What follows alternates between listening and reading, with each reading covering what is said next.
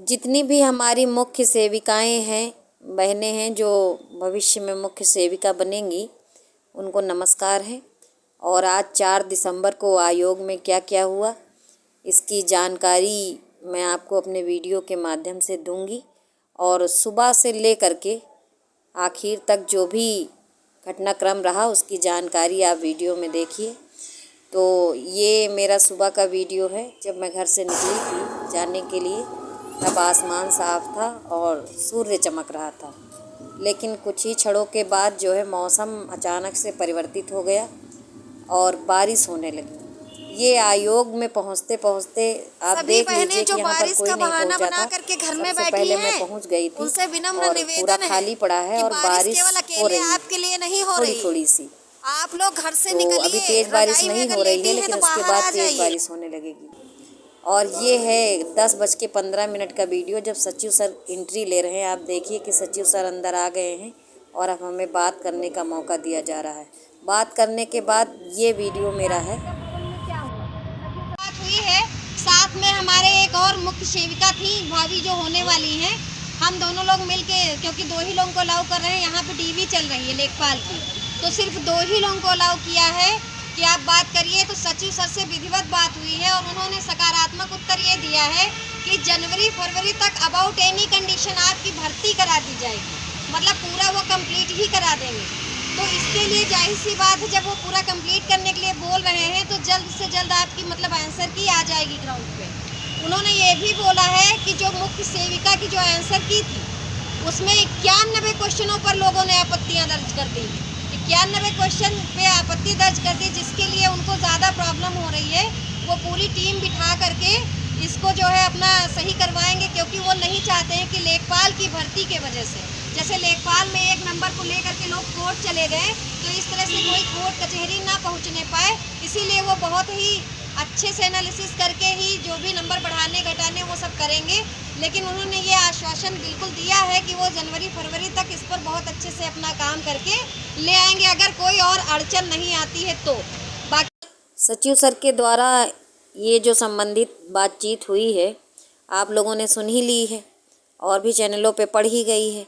लेकिन इन सब के बीच में जो मुद्दा फंस रहा है, वो फंस रहा है कि प्रत्येक व्यक्ति जो भी इस परीक्षा में जुड़ा हुआ है, जो भी परीक्षार्थी है, वो अपने अपने हिसाब से भर्ती कराना चाहता है।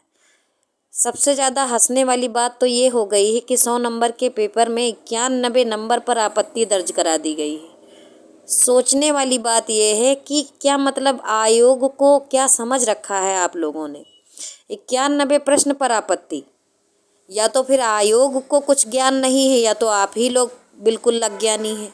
ऐसा कैसे पॉसिबल हो सकता है कि इतने वेल क्वालिफाइड लोग आपको 91 प्रश्न ऐसे दे दें जिन पर आप आपत्ति करें। तो ये मुद्दा यहाँ पर ये है कि जिसके जितने कम नंबर आए हैं, अगर वो 20 नंबर पाया है तो बाकी के 80 नंबर पर उसने आपत्ति कर दी है। किसी ने 30 नंबर पाए हैं तो फिर उसके बचे वाले 70 क्वेश्चनों पे आपत्ति कर दी है। मतलब प्रत्येक व्यक्ति अपने अपने हिसाब से भर्ती कराना चाहता है और अपने अपने हिसाब से उत्तर भी निकालना चाहता है। कोई भी भर्ती उत्तर प्रदेश के अंदर ना फंसे।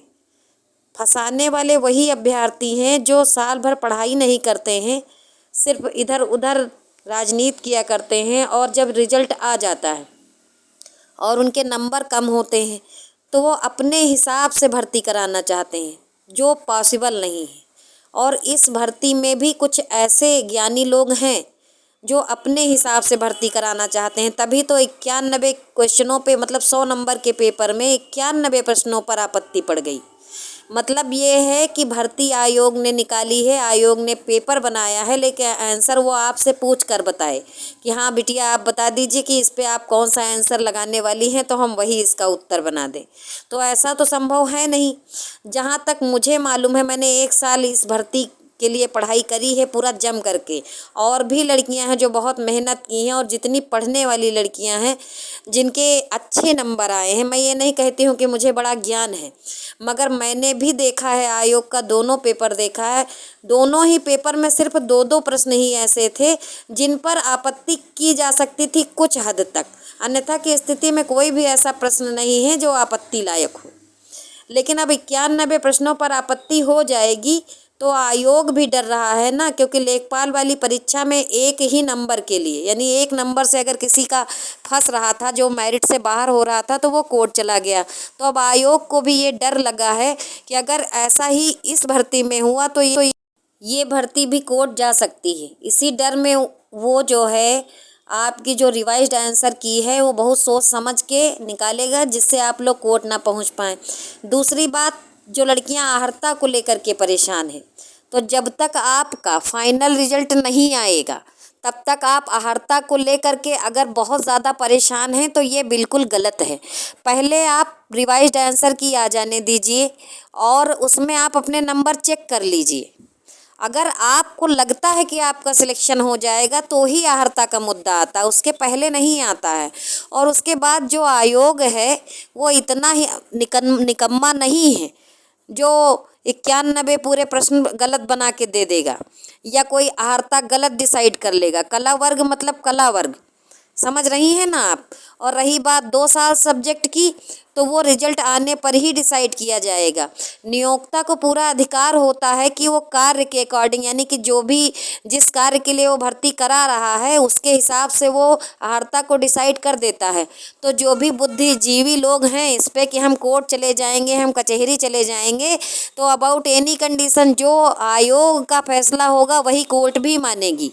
आप जान ही रही हैं, इतनी सारी भर्तियों में जब कोई भी पेच फंसता है तो जीतता आयोग ही है, क्योंकि उसने लिख रखा। कुछ एक ऐसी भर्तियां हुई हैं जिनमें हो सकता है कि अभ्यर्थी को कुछ रिलैक्सेशन दे दिया गया हो, हालांकि इसमें ऐसा कुछ होने वाला नहीं है।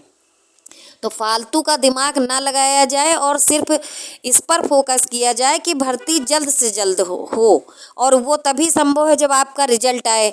कटाप दिन भर कहते कहते चिल्लाते जो आपका जो बौद्धिक स्तर है या जो मेंटल हेल्थ है वो पक्का ख़राब हो जाएगी, और कुछ हो या ना हो।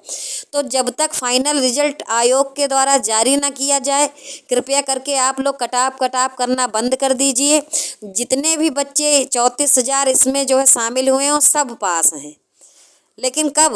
जब आ जाए आयोग का रिजल्ट, आयोग के द्वारा आप अयोग्य घोषित कर दिए जाएं, तभी आप मानिए खुद को फेल, पहले से मत मानिए, क्योंकि कुछ भी हो सकता है। रिवाइज्ड आंसर की में भी नंबर बढ़ेंगे और घटेंगे, और नॉर्मलाइजेशन भी नंबर बढ़ेगा और घटेगा। तो बिल्कुल भी खुद को फेल मानना बंद कर दीजिए और संगठित हो जाइए, एक प्लेटफार्म पर आइए। अगर आपको लगता है कि मैं इस भर्ती में कुछ कर सकती हूँ, इस भर्ती को आगे बढ़ाने के लिए मैं कुछ करने लायक हूँ, मुझे इस योग्य समझें, तो मेरे चैनल को सब्सक्राइब करें, लाइक करें, वीडियो को ज़्यादा से ज़्यादा शेयर करें। मेरा कोई व्यक्तिगत लाभ इसमें नहीं है। व्यक्तिगत लाभ इतना है कि मैं अपनी लड़ाई के लिए जाती हूँ, मैं अपनी नौकरी के लिए जाती हूँ। मैं फिर कहती हूँ, मैं किसी की नौकरी के लिए नहीं जाती हूँ, मैं अपनी नौकरी के लिए जाती हूँ। और जब मेरी मिलेगी, मेरी भर्ती होगी, तो जो भी बहनें योग्य हैं, जिनके नंबर ठीक ठाक हैं, उनकी भी भर्ती होगी। लेकिन भर्ती अगर 5 साल बाद हो तो फिर नौकरी का करने का मज़ा भी नहीं आएगा, क्योंकि जितने ज़्यादा साल नौकरी की जाएगी उतना ही फ़ायदा है।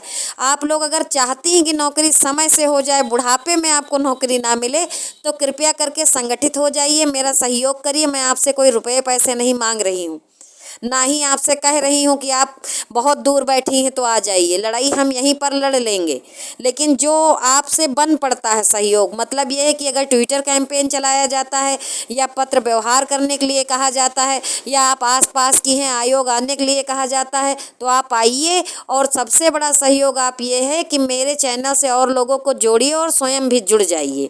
वीडियो को ज़्यादा से ज़्यादा लाइक करिए, शेयर करिए, और अच्छी या बुरी जो भी आपके विचार आपके मन में आते हैं मेरे प्रति या मेरी जो भी ये संघर्ष मैंने किया उसके प्रति, तो विचार जो है आप व्यक्त करिए कमेंट बॉक्स में। वीडियो देखने के लिए बहुत बहुत धन्यवाद।